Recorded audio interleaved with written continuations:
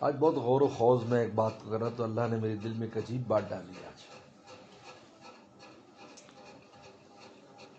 اگر یہ اہل اللہ کی جماعت نہ ہوتی، اللہ والے نہ ہوتے، بزرگان دین نہ ہوتے، صلحاء نہ ہوتے، تو پیغمبر صلی اللہ علیہ وسلم کے بہت سے اعمال ضائع ہو جاتے. ان اکابر نے، ان صلحاء نے، ان اولیاء نے حضور صلی اللہ علیہ وسلم کے ایک ایک عمل کو اپنانے کی کوشش کی. نہ جو خشکیت ہے، خشک ملائیت، یہ تو دین کے بالوں پر ادھیڑ دیتی ہے، اور چند چیزوں کا نام انہوں نے دین میں جو ہے نا وہ محدود کر کے رکھ دیا. حالانکہ ایسا نہیں ہے. حضور صلی اللہ علیہ وسلم کی جو احادیث مبارکہ ہے، اس کی جو اقسام اس لیے بنائی گئی ہے، درجے متعین کرنے، حکم کے درجے متعین کرنے کے لیے کیٹاگریز بنائی ہیں. اس لیے نہیں بنائی کہ آپ ایک کو لے کر باقی سب کو رد کر دو، سوائے ایک قسم کے جس کو موضوع روایت کہتے ہیں. موضوع روایت کہتے ہیں جھوٹی روایت، وضع کہتے ہیں جھوٹ بولنا. موضوع روایت کے علاوہ جتنی قسم کی روایات ہیں، ان میں پہلے درجے پر صحیح روایات ہیں، پھر حسن روایات ہیں، پھر ضعیف روایات ہیں، پھر حسن روایات میں بھی آگے درجے ہیں، لعینی، لغیری وغیرہ وغیرہ وغیرہ. بہت اس پر محنت کر کے کیٹاگریز مقرر کی ہیں، صرف اس لیے کہ اعمال کی حیثیت کو متعین کیا جائے کہ یہ عمل کس درجے پر آپ نے کرنا ہے.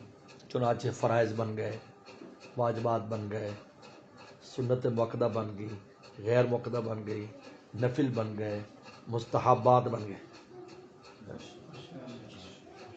اب مجھے بتایا کہ نفل اور مستحب اور غیر مؤکدہ سنتیں یہ بھی سنت ہی ہے، لیکن نام اس کا اور ہے، لیکن ہے تو سنت. وہ رسول اللہ کے علاوہ تو کوئی بتانے والا نہیں ہے نا.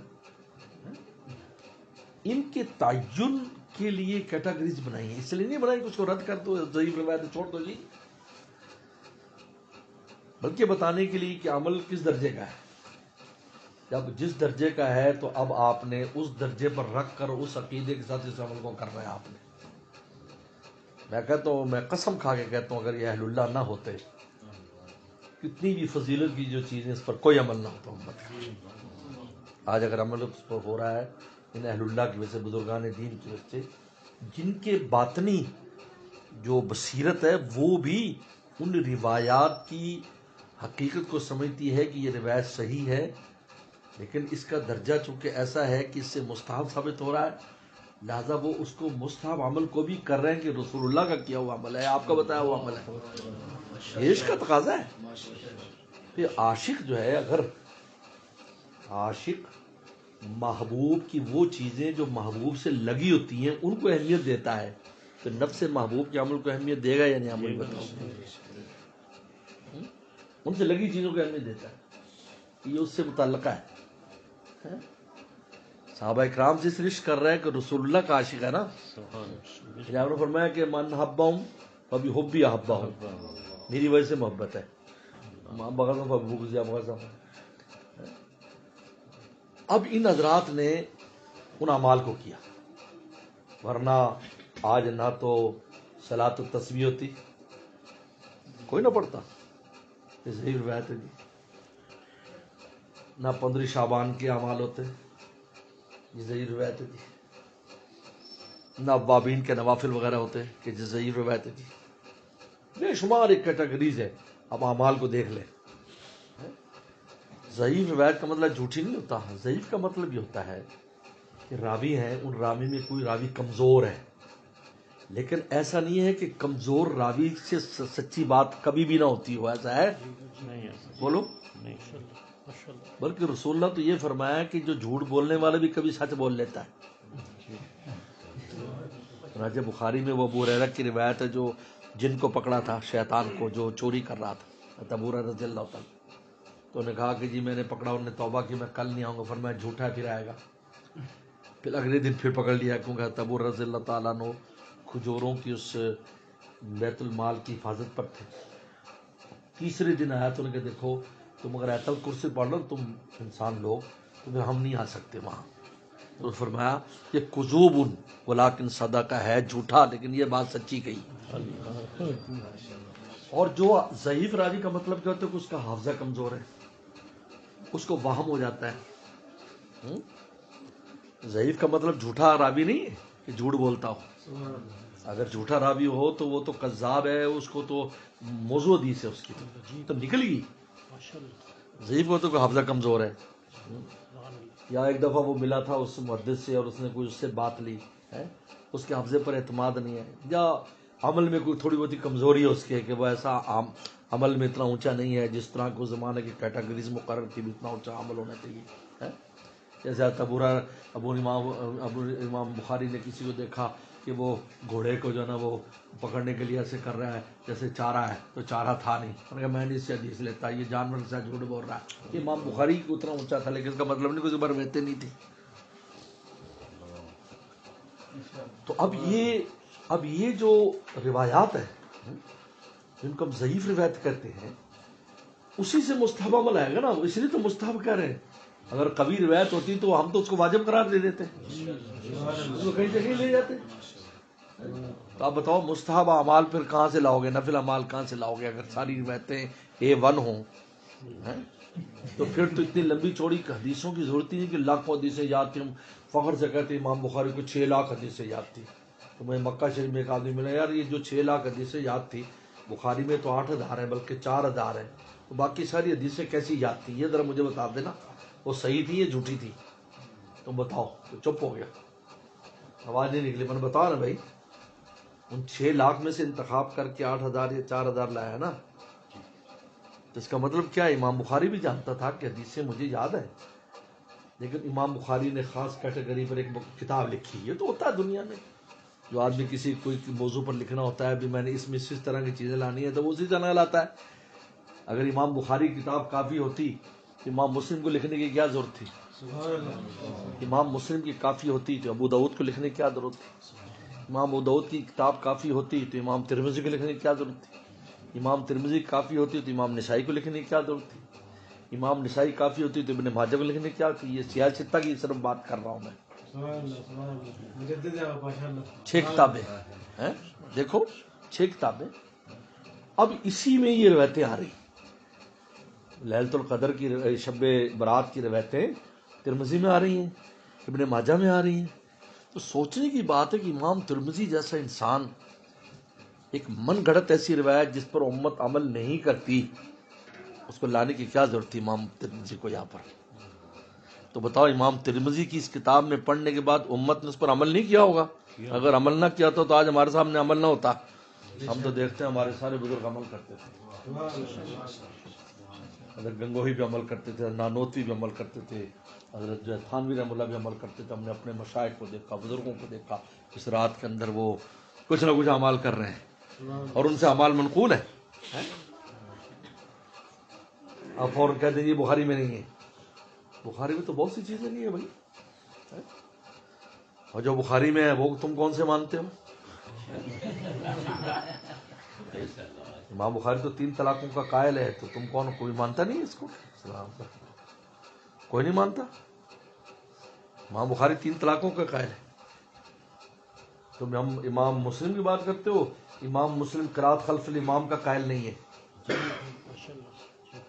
اذا قرأ فانصتوا روایت لاتا ہے جب قرات کرو تو خاموش رہو. یعنی سیاہ ستہ کی کتنی ایسی چیزیں ہیں جو نہیں مانتے وہ لوگ جو حدیث کی بات کرتے ہیں، اور بخاری کو نہیں مانتے. اس لیے میں یہ احسان امت پر اہل اللہ کا ان اعمال کو اپنایا اور ان پر عمل کیا. خود امام جناب امام مجدد افسانی احمد سرہندی خود فرماتے ہیں لیلۃ البرات آئی اور وہ آج میرا پتہ گر چکا ہے، سن لو تم. میں نے خود دیکھا اپنی آنکھوں سے. اسی سال انتقال ہوا حضرت کا، پڑے ان کے وفات کا واقعے میں فرمایا. میں نے خود دیکھا. شہاب الدین سہروردی رحمۃ اللہ علیہ سے کسی نے کہا کہ جو ہے نا یہ کہتے ہیں 70,000 فرشتے اس کی لگامیں پکڑ کر سورج کو چلاتے ہیں تو خود چلتا ہے. باہر لے گئے، فرمایا دیکھ. تو حیران ہو گیا کہ فرشتے واقعی پکڑے کے لیے آ رہے تھے. اب یہ روایت کسی بھی درجے میں ہوگی، لیکن یہ بزرگوں کی بصیرت ہے کہ اپنے باطنی بصیرت سے بھی. اس لیے کہتے ہیں کہ اہل حق کے 4 درجے ہیں.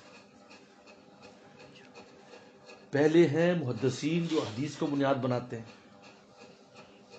دوسرے متکلمین جن کی 2 قسمیں، اشاعرہ جو ابو الحسن اشعری رحمۃ اللہ علیہ باتیں لیتے ہیں، اور ابو الحسن اشعری رحمۃ اللہ علیہ یہ باتیں امام مالک اور امام شافعی سے لیتے ہیں عقائد میں. تیسرے ہیں جو ہیں یہ ماتریدی، یہ ابو المنصور ماتریدی کے ماننے والے. ابو المنصور ماتریدی جو ہے یہ ابو حنیفہ رحمۃ اللہ علیہ کی باتوں کو لیتے ہیں. ہم لوگ ماتریدی ہیں عقائد کے اعتبار سے. تیسرے صوفیہ لکھے کہ صوفیہ وہ ہیں جو انہی عقائد کو مانتے ہیں لیکن اس کے ساتھ باطنی بصیرت کو بھی شامل کرتے ہیں، جیسے سہروردی شہاب الدین سہروردی رحمۃ اللہ علیہ نے بتا دیا کہ یہ عقائد میں بھی، یعنی وہ ان کا نور باطن سے وہ کہتے ہیں کہ ہاں یہ بالکل یہ عقیدہ اسی طرح ہے. کیونکہ جس طرح شاہ ولی اللہ رحمہ اللہ ہے، اب 2 باتیں بنائیں، عالم مثال، 3 عالم ہیں. عالم شہادت جو نظر آ رہا ہے، عالم غیب جو اللہ تعالیٰ جن کو جانتے ہیں لا یعلم الا ہو. ایک عالم مثال ہے جس میں عالم شہادت کی نقل ہے. یہاں مجلس لگی ہوئی، اس مجلس کی وہاں ایک نقل ہے، نماز اس کی نقل ہے. تو حضرت شاہ اللہ رحمہ اللہ فرماتے ہیں مجھے عالم مثال بالکل اسی طرح نظر آتا ہے جس طرح عالم شہادت نظر آتا ہے. آپ پڑھو ان کے حالات میں. یہ باطنی بصیرت ہے نا کہ وہ بات جو عقائد میں لکھی تھی اس بات کو انہوں نے اپنے مشاہدے سے بھی بتایا کہ مجھے اس طرح نظر آتا ہے. اللہ تو بتا دیتے تھے یہ یہاں یوں ایسا ایسا ہے، ویسے ہونے والا ہے، یہ ہے یا وہ ہے. پڑھو ان کے حالات شاہ اللہ رحمہ اللہ، جب فجمات پڑھو ان کی کتاب کو پڑھو، اور کتنی کتابیں ہیں. یہ وہ باطنی بصیرت ہے جس باطنی بصیرت کے ذریعے ان پر وہ چیز منکشف ہو جایا کرتی تھی. تو لہذا یہ اہل اللہ کا امت پر بہت بڑا احسان ہے کہ رسول اللہ صلی اللہ علیہ وسلم کے مستحب جو اعمال تھے یا نفلی اعمال تھے ان کو خود بھی کیا انہوں نے. تمام بزرگوں کو ہم نے دیکھا کہ صلاۃ تسبیح پڑھتے تھے. اب صلاۃ تسبیح کی حدیث کو اگر چھاننے جائیں گے تو آپ اس کو رد کر دیں. چنانچہ بہت سو نے رد بھی کیا، رد کر دیا بھی کوئی نہیں ہے، اس کی کوئی حقیقت نہیں. 2 رکعت جو وطر کے بعد پڑھتے ہیں، حضرت بن نوری رحم اللہ کے اعمال میں ہمیں خود استاد نے بتایا کہ بن نوری رحم اللہ بیٹھ کر 2 رکعت پڑھتے تھے. کبھی کبھی وسلم سے کبھی کبھی پڑھنا ثابت، حالانکہ وہ روایت اس درجے کی نہیں ہے، لیکن حضرت عمل کرتے تھے. 2 رکعت پڑھتے تھے، پہلے میں قل بالفلق پڑھتے تھے، دوسرے میں قل بالناس پڑھتے تھے. عمل آ گیا ان کا، اس عمل سے اس ضعیف روایت کی قوت ہوگی. اس لیے ضعیف روایت جب تلقی بالقبول ہو، یعنی اس کو امت قبول کرے، وہ ضعیف بھی نہیں رہتی. کیونکہ آپ نے فرمایا لا اجتمع امت علی الضلالہ، میری امت گمراہی پر جمع نہیں ہو سکتی. تو آپ مجھے بتائیں ایک فہرست بنا لیں جن میں شب برات میں نیکیاں کرنے والے یا صلاۃ تسبیح پڑھنے والے یا ایسے عمل کرنے والے اور ایک نہ کرنے والے، تو آپ کو خود واضح ہو جائے گا کہ امت کن کے ساتھ ہے. کیوں بھائی صحیح کہہ رہا ہوں مولوی ہاشم؟ امت کن کے ساتھ ہے؟ یہ خوش ملاؤں کے ساتھ ہے یا ان لوگوں کے ساتھ ہے؟ ٹھیک ہے، ہمیشہ شیطان کی کوشش ہوتی ہے کہ نیک اعمال میں بدعات پیدا کرے. آپ بتاؤ حرمین شریف جانا، عمرہ کرنا، حج کرنا، یہ بالکل ایسے اعمال ہیں جو صاف ستھرے ہیں حدیث میں، جن کا قرآن حدیث میں ثبوت اور طریقہ ہے. تو پھر امت کیا کرتی ہے وہاں؟ ہم اس دفعہ گئے تو ہم نے ایک ماں بیٹے کو دیکھا کہ روزے کے سامنے روزے منہ کر کے سجدہ کر رہے تھے روزے اقدس کی طرف. تو کیا اس کی وجہ سے روزے پر حاضری ہم ختم کر دیں کہ روزے پر دی لوگ تو بدعت شروع کر دی جا ہی نہیں؟ بتائیے آپ. ہم نے خود دیکھا. تو نذیر صاحب کو میں نے بھیجا، نذیر صاحب کو بھائی جانا ان کو سمجھاؤ یار یہ کیا کر رہے ہیں.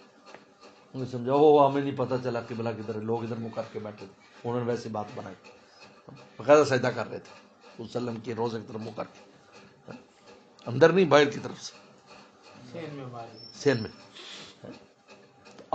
اب لوگ اگر کوئی عمل کو خراب کرے، اگر شبرات میں کوئی حلوہ پکاتا ہے یا حلوہ کھاتا ہے، اس کا مطلب تو یہ نہیں ہے کہ شبرات کے اندر انسان اللہ اللہ نہ کرے، نماز نہ پڑھے، اللہ تعالیٰ کو نہ منائے، اس کو بالکل بیکار کرا۔ اب لوگ کہتے ہیں جی قرآن مجید میں تو اس کا ذکر ہے، بعد نے تو یہ کہہ دیا کہ لوح محفوظ میں سارا کچھ ہو چکا ہے، اب تقدیر کے فیصلوں کا کیا مطلب ہے؟ بعد نے کہہ دیا قرآن مجید میں کہا کہ یہ تو لیلۃ القدر میں ہوگا، فیہا یفرق کل امر حکیم قرآن میں آئے۔ بھائی لوح محفوظ میں تو زندگی بھر کے اعمال ہیں، اب سالانہ اس کی ترتیب ہوتی ہے، سالانہ ترتیب ہے۔ دنیا میں جو بجٹ آیا ہوا ہے، 5 سال کو ہوتا ہے تو 5 سال کا بجٹ کیوں نہیں بنا لیتی؟ ہر چیز کی ایک سالانہ ترتیب ہے، اللہ تعالیٰ نے بھی نظام رکھا ہے۔ ہمارے سالانہ ترتیب ہے نہیں بولو، روزے سال کے بعد آتے ہیں، 2.5 سال کے بعد آتا ہے، سال کے بعد ہر چیز کی ترتیب تبدیل ہوتی ہے یا نہیں ہے؟ مہینے تبدیل ہوتے ہیں یا نہیں؟ یہ اللہ تعالیٰ کے نظام ہے۔ تو جب سال آتا ہے تو سال کی لوح محفوظ سے اس شخص کی جتنی بھی زندگی ہے اس سال کے فیصلے لیے جاتے ہیں۔ جب وہ لیے جاتے ہیں یہ لیلۃ البراۃ میں ہوتا ہے، ان کی جو تنفیذ ہوتی ہے وہ لیلۃ القدر میں ہوتی ہے۔ تو اس میں کون سے استبعاد ہے؟ ایک حدیث سے ثابت ہے، ایک قرآن سے ثابت ہے۔ ساری چیزیں قرآن میں نہیں ہیں، قرآن مجید تو اصول کی کتاب ہے۔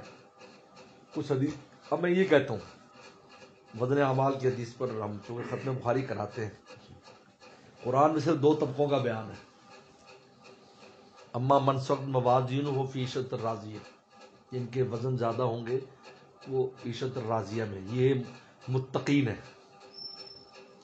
اما من خفت موازینہ فامہ ہاویہ، یہ کفار ہے۔ ہمارا ذکر کہاں ہے؟ خلط و من واخر سیئہ، مخلطین کہاں ہیں؟ جنہوں نے نیک اور برے کرے۔ پورے قرآن پڑھ لیں آپ، کہیں بھی آپ کو نہیں ملے گا۔ یہ حدیث میں ہوتا ہے، حدیث نے اس کو کمپلیٹ کیا ہے۔ حدیث شریف میں آتا ہے کہ ایک آدمی آئے گا، اس کا اگر ذرا سا بھی وزن نیکی کا بڑھے گا جنت چلا جائے گا، ذرا وزن برائی بڑھے گا تو جہنم میں چلا جائے گا، جو برابر ہوگا تو ان کو آراف کے اوپر جو ہے نا وہ اس پر رکھا جائے گا۔ یہ حدیث شریف میں 30 جو طبقہ ہے اس کا حدیث میں ذکر ہے، لہذا قرآن حدیث شریف آئی اس وجہ سے کہ قرآن کو کمپلیٹ کر دیتی ہے، اس کی تشریحات لا کر، اس کی تفصیلات لا کر رسول اللہ اس کو کمپلیٹ۔ ورنہ قرآن میں اگر صرف قرآن ہی کو ہم لیں گے تو قرآن میں تو نماز بھی ثابت نہیں پوری،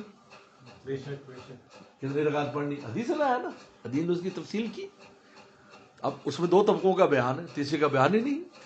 اور بھی قرآن میں جگہ ہے جہاں پر ان کا ذکر ہے، جہاں جن کو وہ بنا دیا گیا، جو ہے بندر بنا دیے گیا، اصحاب سب جو ہے، اس میں 2 طبقوں کا بیان ہے، ایک وہ جو ہے، دوسرے وہ جو واز کرنے والے، تیسرا جو خاموش تھا اس کا ذکر۔ اب حدیث میں اس کی تفصیل ہے، ان کو بھی اللہ نے کچھ نہیں کہا، جنہوں نے نہ واز کہا اور نہ انہوں نے گناہ کیا وہ بھی بخشے گئے، لیکن وہ جنہوں نے واز کیا تھا ان کو زیادہ درجہ ملے گا کیونکہ انہوں نے اس وقت حق کی بات کی تھی، اور ایک وہ طبقہ تھا جو بندر بنا دیا گیا، وہ جہنم میں چلا گیا، اور اللہ نے ان پر ایسے لوگوں کو مسلط کر دیا۔ یہاں میں ان لوگوں سے کہتا ہوں جو کہتے ہیں قبر میں عذاب نہیں ہوتا، قبر میں عذاب نہیں ہوتا، وہ کہتے ہیں کفار کو ہوتا ہے، کیونکہ کفار کے عذاب کا ذکر تو اصحاب فرعون کے بارے میں آتا ہے نا، کہ جو فرعونی ہیں اس پر صبح شام آگ پیش کی جاتی، یہ تو کفار کے بارے میں تو ہے۔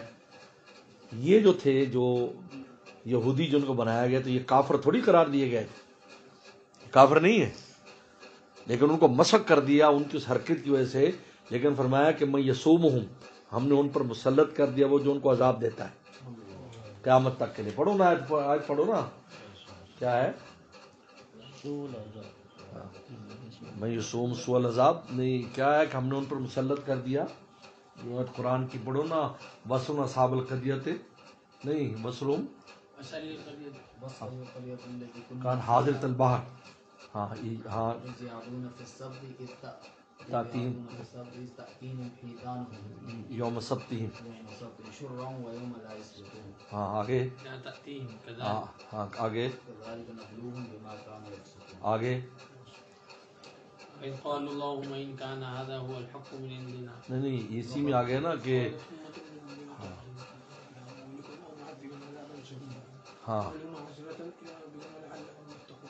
یعنی ہم نے ان پر مسلط کر دیا. تو یہ مسلمان تھے، مومن تھے، مسلمان تھے لیکن ان کو عذاب ہوئے نہیں کہ کافر ہو گئے. وہ مسخ سے کافر ہونا ضروری نہیں کہ مسخ ان سے کافر ہو جائے، تو ان کو دنیوی سزا ہے. جیسے آسمان سے کوئی پتھر گرے کسی کو اور مر جائے تو اس کا مطلب یہ نہیں کہ وہ تو ایمان کا معاملہ ہے، اس کے باطن کا. لیکن ان پر ہم نے عذاب مسلط کر دیے، عذاب والے. تو کہ قبر میں جو ہے اگر گناہ کرے گا تو قبر میں کافر کو بھی عذاب ہوگا. وہ اس کی دلیل فرعونیوں کی ہے، فرعونیوں کی. النار یعرضون علیہا غدوا وعشیا، صبح شام ان پر آگ پیش کی جاتی ہے. اب اس میں دیکھو، اب اس میں ایک اللہ والے بتا رہے ہیں کہ میں دریائے نیل کے کنارے پر تھا. وہ اسی دریا قلزم یا دریائے نیل کنارے پر بیٹھا تھا. تو میں نے دیکھا کہ ایک بہت بڑا جھنڈ جو ہے نا وہ آیا. جو صبح کو فجر کے وقت میں ذکر کر رہا تھا تو ایک بہت بڑا جھنڈ آیا پرندوں کا، اور وہ پانی میں چلے گئے. سفید رنگ بالکل وہ پرندے تھے. میں انتظار کرتا رہا وہ نکلے ہی نہیں.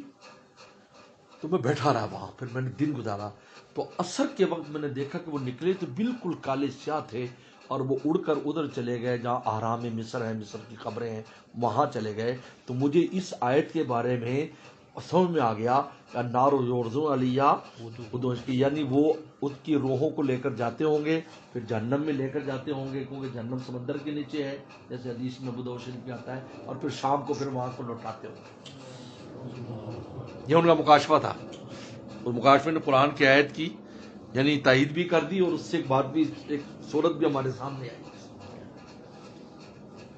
اس لیے یہ جو خشکیت ہے، اللہ کی پناہ، کہ لوگ جو ہے نا وہ ان اعمال کو جو صدیوں سے جن پر عمل کرتے آ رہے ہیں، اگر ان کا عمل نہ ہوتا تو ان کے عمل ہمارے سامنے آتا بھی نہ کہ اس رات میں کیا کیا کرتے تھے. آپ ہر ایک کا اٹھا لو، آپ مجھے کوئی بھی کسی بزرگ کی حالات دیکھ لو، اس میں لیلۃ البرات میں اس نے کچھ کیا تھا یا نہیں، آپ کو حالات مل جائیں گے. کچھ میں کیا کرتے تھے، روتے تھے، اللہ سے مانگتے تھے.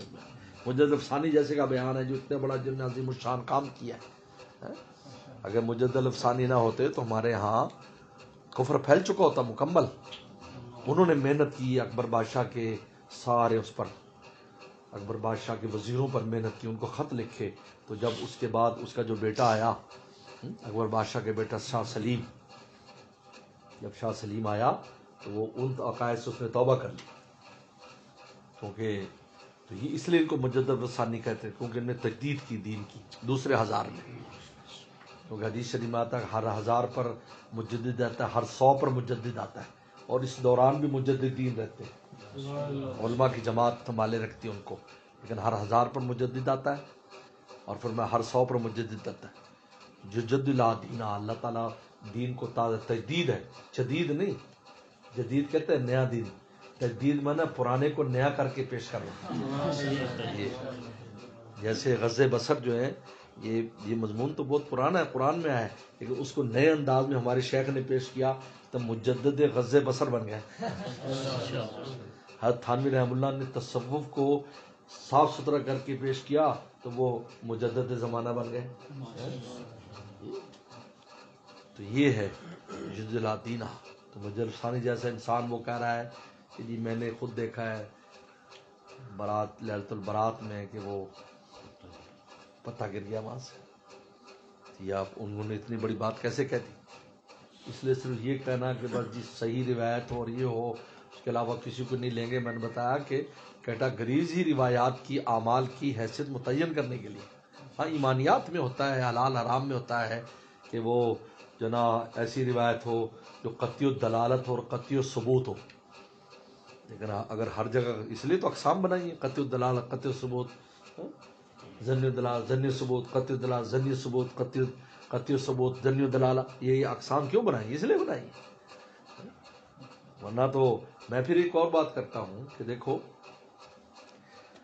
متواتر روایات میں جو قرات ہے وہ 10 قراتیں سب عشرہ جسے کہتے ہیں اور نہیں ہے، لیکن باقی روایتوں سے بھی فقہ کام لے رہے ہیں. اب قرآن مجید میں آیا کہ حضرت عبداللہ مسعود کی روایت میں، اور قرآن مجید کہہ رہا ہے کہ وہ جو اما السفینہ فکان لمساکین یامنون فی البحر وکان وراء ملک یاخذ کل سفینۃ غصبا.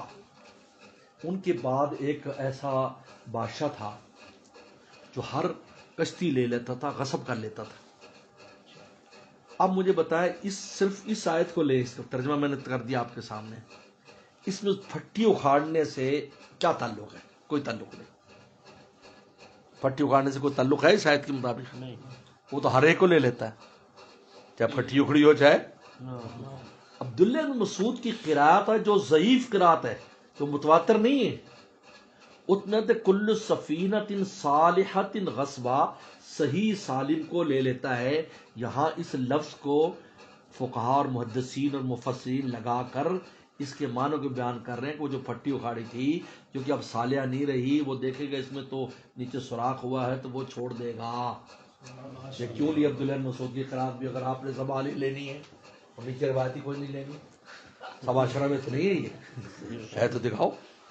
میری بات سمجھ میں آ رہی نہیں آ رہی؟ یعنی وہ اور چیز ثابت کرنے کے لیے لے لیں گے، لیکن جہاں نیکی کرنے کا آئے گا، اس لیے ایک نے بڑی پیاری بات کی، انہوں نے کہا بھائی جو حضور صلی اللہ علیہ وسلم کے ایسے اعمال ہیں، جو ایسی نیکیاں ہیں، جو مولوی لوگ ہیں ان میں ایک جماعت تو کہتی جی ثابت نہیں، دوسری جماعت کہتی مستحبی ہے نا، اور عوام کو ان کی اہمیت نہیں، تو رسول اللہ کے اس فرمان پر عمل کون کرے گا؟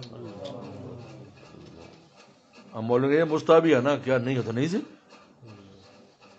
اس لیے میں ایک بات ہمیشہ کہتا ہوں، کبھی بھی ایسی رات یا ایسے دن کو غفلت سے نہ گزاریں، کچھ دیر دل میں کہ یار نہیں اس میں کچھ نہ کچھ کر لیں، کچھ نہیں تو دل سے ہی کچھ نہ کر لیں، تاکہ اللہ کے اس کی اہمیت ہو۔ غفلت سے نہیں گزارنا چاہیے، بہت خطرناک بات ہے۔ چلو دعا کرو، اللہم لک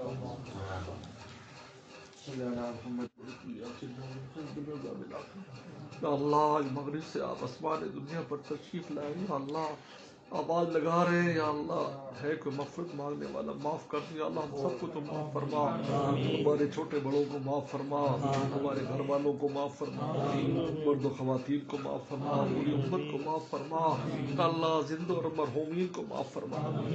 آواز لگ رہی ہے، اللہ حل من مستدن فرض کو، ہے کوئی رزق مانگنے والا میں رزق دوں، یا اللہ ہمیں ظاہری باطنی رزق نصیب فرما، ظاہری باطنی رزق نصیب فرما، ہمارے رزق میں برکت پیدا فرما، یا اللہ ہمیں رزق میں برکت پیدا فرما، قرضوں کے بوجھ سے محفوظ مقروض ہے غیب کے خزانوں سے، یا اللہ امداد فرما، یا اللہ جو رزق روٹی کے مسائل جس میں خیر و برکت پیدا فرما، یا اللہ آواز لگ رہی حد میں مبتلا وہ عافی ہے، کوئی مصیبت میں بیمار مبتلا جس کو میں عافیت دے دوں، یا اللہ ہم سب کو عافیت نصیب فرما، ہمارے گھر والوں کو بال بچوں کو عافیت نصیب فرما، ہمارا آئندہ آنے والی نسلوں کو عافیت نصیب فرما، ہم سب کو تو اللہ والا فرما۔ اللہ آج کی رات فیصلے تقدیر کے ہو رہے ہیں، یا اللہ ہماری عمروں میں عافیت کے ساتھ اضافہ فرما، ہماری عمروں میں، ہمارے بال بچوں کی عمروں میں، ہماری آئندہ کی نسلوں کی عمروں میں عافیت کے ساتھ اضافہ فرما، ہمارے بڑوں کی، ہمارے والدین، ہمارے مشائخ، ہمارے اساتذہ ان کی عمروں میں یا اللہ عافیت کا اضافہ فرما، یا اللہ غیب کے خزانوں سے رزق روٹی کا اعلیٰ سے اعلیٰ اس سال میں انتظام فرما، یا اللہ ہماری شقاوت کو سعادت سے تبدیل فرما، ہماری شقاوت کو سعادت سے تبدیل فرما۔ اللہم ان کنت کتبتنا فی الاشقیاء فامحوہ واکتبنا فی السعداء، وان کنت کتبتنا فی السعداء فاثبتہ فانک تمحو ما شاء وتثبت عندک الکتاب۔ اللہ آپ نے خود قرآن میں نازل کیا، یمحو اللہ ما یشاء ویثبت وعنده الکتاب، آپ جو چاہے مٹائیں، جو چاہے لکھے، آپ کو کتاب ہے، یا اللہ آپ تقدیر پر غالب ہے، اللہ تقدیر ہم پر غالب ہے، آپ پر تقدیر غالب نہیں، یا اللہ ہماری تقدیر کو خیر سے تبدیل فرما، پورے حلقے کی، یا اللہ ہر دوست کی، یا اللہ ہماری ماؤں کی، بہنوں کی، یا اللہ متعلقی متعلقات کی تقدیر کو اچھے سے اچھا فرما، اچھے سے اچھا فرما، یا اللہ حافظ و کرم کا معاملہ فرما، یا اللہ ہمارے تمام مرحومین مرحومات کی مغفرت فرما، اللہ ہمارے مشائخ اساتذہ حضرت قاری سب کی مغفرت فرما، یا اللہ امت مسلمہ کی مغفرت فرما، غیر مسلموں کو بھی یا اللہ ایمان کی توفیق عطا فرما، اللہ غزہ کے مسلمانوں کی مدد فرما، آپ کے علاوہ کون ہے یا اللہ؟ کفار ہے، بڑی بڑی دھمکیاں دے رہے ہیں یا اللہ، اب مظلوموں کا کوئی نہیں یا اللہ، ایمان والے یا اللہ بڑے کمزور ہیں یا اللہ، آپ ہمارے رب تو بہت قوی ہے،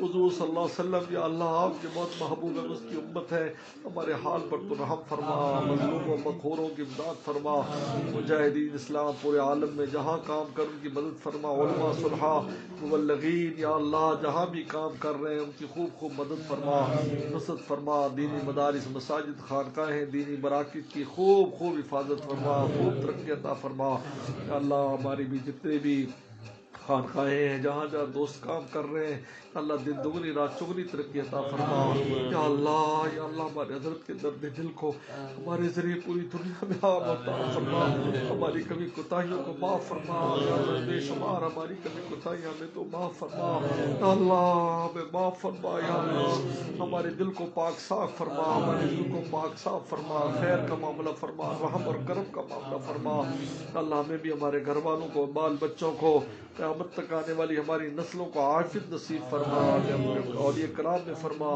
اللہ، میری آنکھ کی اعلیٰ آپریشن کو کامیاب فرما، صحت عافیت نصیب فرما، ہر بیماری سے محفوظ فرما یا اللہ، خوب ہمت یا اللہ، آخر تک خوب ہمت آپ کے دین کی خدمت کی فرما یا اللہ ہمارے ادارے کو بھی ماونگر کے ادارے کو دن دگنی رات چگنی ترقی عطا فرما اللہ، جو مفتی نیاز منزل بن رہی ہے اللہ، غیب کے خزانوں سے امداد فرما، جلد از جلد اس کو خیر و برکت والی یا اللہ بلڈنگ مکمل فرما، اس کو خوب آباد اور شاد فرما، جتنے کام ہے غیب کے خزانوں سے امداد فرما یا اللہ، تعاون کرنے والوں کو برکت اور عافیت نصیب فرما یا اللہ، خزانے تیرے ہاتھ میں، قلوب تیرے ہاتھ میں، خزانے ہم پر کھول دے، قلوب ہم پر متوجہ فرما یا اللہ، ہم سب کو دین کی خدمت کے لیے قبول فرما، ہماری اولادوں کو قبول فرما یا اللہ، دنیا کے حسنات بھی نصیب فرما، آخرت کے حسنات بھی نصیب فرما، دنیا اور آخرت کی ذلتوں سے ہماری حفاظت فرما، اور دوست کی جو بھی حاجت ہے، ماں بہن کی حاجت ہے یا اللہ، درخواستیں یا اللہ، اپیلیں آ رہی ہیں اللہ، گزارشیں آ رہی ہیں اللہ، سب کی حاجات کو پورا فرما، سب کی مشکلات کو دور فرما یا اللہ، خوب بیماروں کو شفا عطا فرما، بیماروں کو شفا عطا فرما، ہر طرح کی پریشانیوں کو دور فرما، ہماری حاجات کو پورا فرما، اس مبارک رات میں یا اللہ جتنی خیر و برکات نازل ہوئے ہمیں اس میں سے پورا پورا ہمیں حصہ عطا فرما یا اللہ، جتنی بلاؤں اور آزمائشوں کے فیض اس سے ہماری حفاظت فرما، ہماری حفاظت فرما، پوری امت کی حفاظت فرما، ہمارے گھر والوں کی بال بچوں کی حفاظت فرما یا اللہ، ہم کمزور ہے یا اللہ، اب چھوٹی سی آزمائش کے بھی قابل نہیں، ہمارے حال پر رحم فرما یا اللہ، ہمیں یہاں پہ نصیب فرما یا اللہ، سلامتی ایمان سلامتی اعضاء کے ساتھ زندگی عطا فرما، سلامتی ایمان سلامتی اعضاء کے ساتھ موت نصیب فرما یا اللہ جتنے بھی دینی کام پورے عالم میں ہو رہے ہیں خوب ان میں ترقی عطا فرما، پورے عالم پر اس کے اثرات کو مرتب فرما یا اللہ پورے عالم پر اسلام کا پھریرا لہرا یا اللہ ہمارے قلب پر بھی اپنے یا اللہ مولانا کو بھی فرماتے جو سلطان عزت علم بر کشد جہاں سر بجیب عدم بر کشد، ہمارے قلب پر یا اللہ آپ اے سلطان عزت آپ اپنا علم اور اپنا جھنڈا ہمارے سر پر ہمارے دل پر گاڑ کر ہر پورے عالم کو ہمارے نظروں سے یا اللہ اوجل فرما، اپنی ذات ہمیشہ ہمارے سامنے فرما، ہمارے شیخ حضرت شاہ کی مقصد صاحب کے درجات کو بلند فرما، ان کا درد دل کا پورا حصہ میں نصیب فرما اور ان کے درد دل کو پورے دنیا میں عام تام کرنے توفیق عطا فرما یا اللہ مولانا مدرس صاحب چاند برکاتوں کے صحت اور عافیت نصیب فرما یا اللہ، حضرت کی جتنی بھی صدقات جاریہ ہیں بڑے حضرت والا رحمۃ اللہ علیہ کی ہماری شکل میں ہو، ادارے کی شکل میں، اولاد کی شکل میں ہو، شاگرد شکل میں ہو، ان کی اللہ خوب حفاظت فرما، دگنی رات چگنی ترقی عطا فرما یا اللہ، بہت کچھ ہمیں آپ سے مانگنا چاہیے، ہمیں تو مانگنا بھی نہیں آتا، بن مانگے عطا فرما یا اللہ، آپ کی ذات بہت بڑی، آپ واسع ہے واسع ہے یا اللہ، آپ کی تو کرسی نے پورے عالم کو گھیرا ہوا ہے یا اللہ، عرش تو بہت بڑا ہے اور آپ اس سے رب العرش الکریم ہے یا اللہ ہم سب کو یا اللہ غیب کے خزانوں سے ہر حد نعمت عطا فرما اور یا اللہ ہمارے مجلسوں کو اٹھنے بیٹھنے کو قبول فرما، میزبانوں کو گھر والوں کو برکت اور عافیت نصیب فرما یا اللہ، اور دوست کی جو بھی حاجت ہے اپنے خزانوں سے پوری فرما، اللہم انا نسألک من خیر ما سألک من نبیک محمد صلی اللہ علیہ وسلم ونعوذ من شر ما استعاذک من نبیک محمد صلی اللہ علیہ وسلم، انت المستعان ولیک البلاغ ولا حول ولا قوت الا باللہ. یا اللہ اس مبارک رات میں اللہ اہل اللہ نے اللہ والوں نے جو بھی خیر کی باتیں مانگی ان میں عطا فرما، شر کی باتوں سے پناہ مانگی میں پناہ عطا فرما. اللهم انا نسألك بانك الله الذي لا اله الا انت الاحد الصمد الذي لم يلد ولم يولد ولم يكن له كفوا احد. ربنا تقبل منا انك انت السميع العليم. صلی اللہ تعالی علی خیر خلقہ محمد و آلہ وصحبہ اجمعین.